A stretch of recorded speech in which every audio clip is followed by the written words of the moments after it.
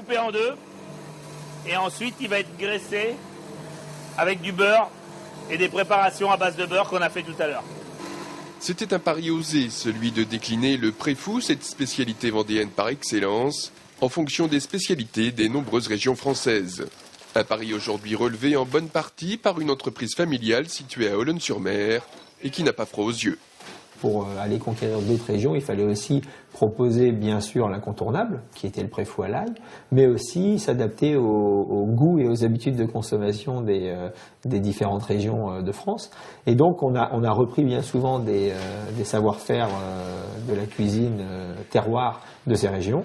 On a lancé en milieu d'hiver dernier un préfou tartiflette. Un préfou donc pour conquérir la région Rhône-Alpes et ses belles montagnes.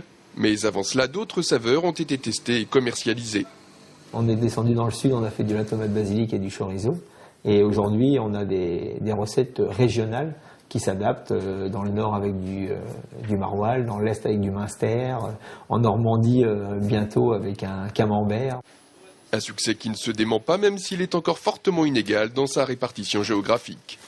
Hormis donc les Pays de Loire, la Charente-Poitou et la région du Mans qui étaient les premières à faire confiance au développement du produit, on voit des régions qui sont très très réceptives aujourd'hui, qui sont la région parisienne et la région du Nord aussi.